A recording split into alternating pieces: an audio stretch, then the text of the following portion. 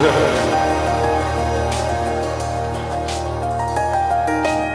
us now to review some of the headlines of today's newspapers from around the world is Arise News analyst Emmanuel Efeni, the Great Malabite.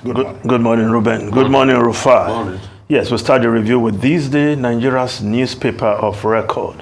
We start with the lead story. Adeyemo identifies 4 economic reform priorities for Nigeria. Commends Tinubu's administration's bold step. Says unified FX rates essential to attracting foreign investment. Declares reversing the policy will be worse. Yes, the U.S. Assistant Secretary for the Treasury, Wale Adeyemo, yesterday was at the Lagos Business School where he delivered a lecture, and after that had that exclusive interview with our own Rotus Odiri. Yes, all the commendations for the president for the bold steps he's taking, but to get the foreign investment into the country, was also talking about stable naira, the stable currency. Will also mean so much to foreign investors. But with our currency fluctuating, even with the harmonization and the arbitrage, still room for arbitrage widening between the parallel market and the I&E window, that in itself remains a problem. How the government will tackle that remains to be seen. But the homecoming of a son of the soil is something that gladdens the heart of many Nigerians. Of course, Ruben talking about his story, how his parents took him away, relocated to the United States of America when he was young, though born in Ibadan, the city of Ibadan, the ancient city of Ibadan. That in itself will be, yes, those who are jackpying, who are leaving the country will say, you see, that's what we want to do for our children. Take them to a country where they don't have to be thugs in politics to get to the pinnacle or to the heights of their career. That in itself will be part of the conversation. And many who are well paid in Nigeria and are leaving this country, they will tell you they are thinking of the future of their children. Why not go and raise your kids in a clime where they can just get very good education and with efforts, and I want to add the grace of God, you can get to wherever you aspire to be. But the story of Wale Adeyemo, an encouraging one, that one of our own, an American of Nigerian descent, has risen to that position. But it's advisory. I'm sure the government will take very seriously if we want to get investors into this economy. Now, the other story in the front page of this day, yes, Edo crisis deepens. Yesterday, of course, the dramatization of the crisis, of all the feud, call it feud, between the governor of Obaseki and his deputy. Yesterday, the deputy governor was just there, watching at the gate, making call. You can guess that itself is a well choreographed dramatization of the situation, because last week we heard of the announcement that the deputy governor's office has been relocated, and in fact there was this circular to all civil servants who work in that space. And they have complied. Perhaps the only person who did not hear of that, who did not get the memo, as it were, was the deputy governor himself. And we saw what transpired yesterday. Recall the first drama not too long ago at the colloquium to mark the 60th anniversary of the creation of Midwest. The deputy governor came, yes, had a space, but he insisted that his own press corps must get in, even when there's already an accredited press corps inside the venue. And of course, he was told, no, you can't bring in this group of journalists who have not been accredited for this event. And of course, the drama unfolded, and he turned and left. But perhaps this is one of the problems. Governors who come to office through off-season election will continue to suffer. Because after the general election, you expect that no governor should be talking about election, but not so for those who have off-season elections around the way. But Governor Obaseki is not running, but Philip Shuaibu, the deputy governor, seemed to be interested. Perhaps he has not channeled his interest properly, because the governor, in one of his interviews not too long ago, said his deputy did not even come to tell him that, Oga, I'm interested in taking over from you. Perhaps better communication. How the governor got to know, perhaps, was that court case where Philip Shuaibu approached the court to get an injunction to stop an impending impeachment, but to know that he had to withdraw that case even when in the heat of the crisis. Perhaps tells his own story. Now, the Guardian newspaper, Nigerians bear 1 trillion metering burden as CBN World Bank backpedal, increases in meter prices between 2013 and 2023. Meter now costs as much as 81,000 naira. In 2013, it was 24,000 naira.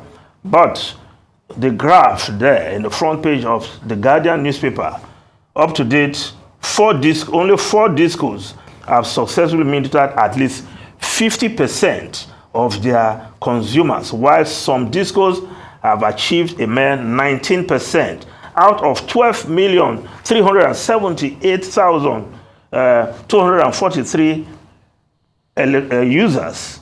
Those registered customers now in the country, as at March this year, only 43.3% have been metered. 5 million. So 7 million Nigerians are being billed arbitrarily. And the discos, they seem to enjoy this, because even when they don't supply, there's no power supply, they still send electricity bills. And you notice areas where they have metered substantially, whenever there's a fault, they make strenuous effort to fix that problem, because it means loss of revenue. But in areas where they are not so metered, they take their time, because whether they give light or not, they will bring bill. That in itself is fraudulent. And I think the discos should take more seriously this issue of providing meters to all consumers. Now, the Vanguard newspaper, Nigeria in revenue crisis with huge public debts, says federal government spending, that's according to Adeyemo, the new FIRS boss. And he's saying that federal government spending of 96% of revenue on debt servicing, unsustainable. 8.5 trillion naira collected by mid-September, says immediate past FIRS chair, Nami. Well, we've been saying this all over and over again. You have to pay when you borrow. But right now, the government, the federal government, spending 96% of its revenue to service debt is a situation that is unsustainable. Reminds us of the saying, he who goes a borrowing goes a sorrowing. Now, we cannot continue to bemoan this situation. Something has to be done. Generate more revenue. And that's why the new boss of the FIRS has its job well cut out. Of course, we have oil revenue, but stealing of our crude oil, not able to meet our quota, also means a lot. Now, the Daily Trust newspaper, NNPCL, 12 others failed to remit 9.85 billion naira in 1 year, according to NAITI. NNPCL queried over misappropriation of $55 million LNG dividend. National Assembly must recover funds, NCDMB. We are for transparency, accountability. Mele Kyari is insisting. The Punch newspaper, federal government, NLC meeting deadlocked. Workers insist on demands. Government workers must agree on concrete resolutions within remaining days of ultimatum. NLC is insisting Minister appeals to labor unions to embrace dialogue. Shun strike as deadline ends Friday. Well, the appeal to dialogue is a well-meaning appeal, but can labor just be dialoguing without getting any concrete results?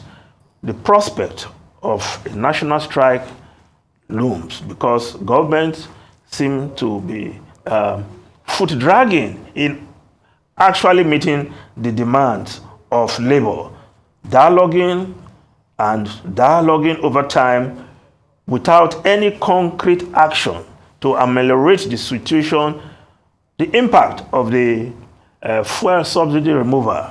I'm sure labor is running out of patience and they have given a deadline. Of course, this story also in the front page of the New Telegraph newspaper, federal government, NLC meeting ends in deadlock, agree to continue talks. Now, the Daily Sun newspaper, Northern senators growls against Akpabio exposed. Aggrieved lawmakers say zone marginalized in federal appointments without Senate president doing anything to stop it. Well, the president has the power to hire.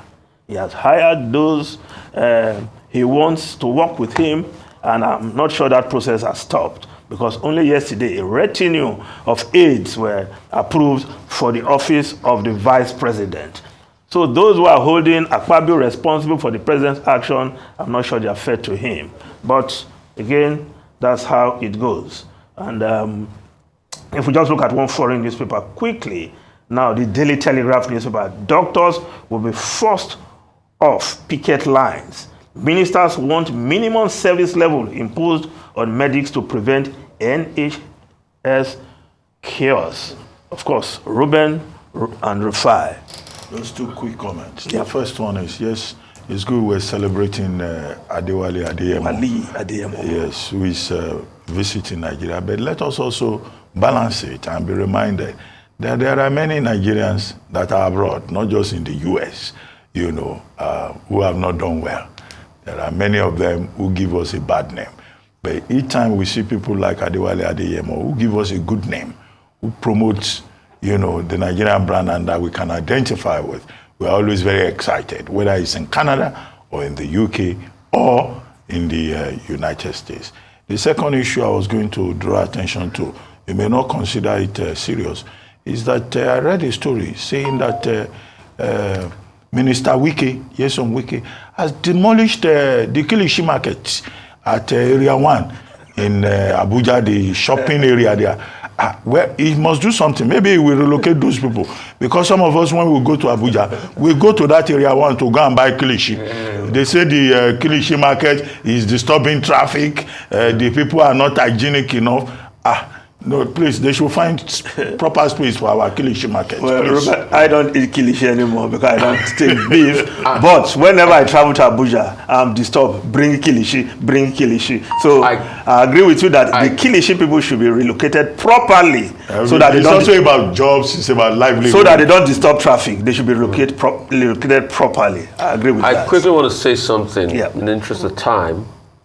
The fact that there's a big cult activity going on in Shagamu that led to the loss of lives, which is a sad reminder of what our country has become. And the police has said that every youth in Shagamu is a cultist. And that's the police. Sad reality of our society. He's from Odogolu. He's from Odogolu. I'm not from Shagamu. He's from Odogolu. But the fact that our young people, if it's not cultism, is Yahoo, to the extent that we have association of Yahoo mothers, we have lost our society.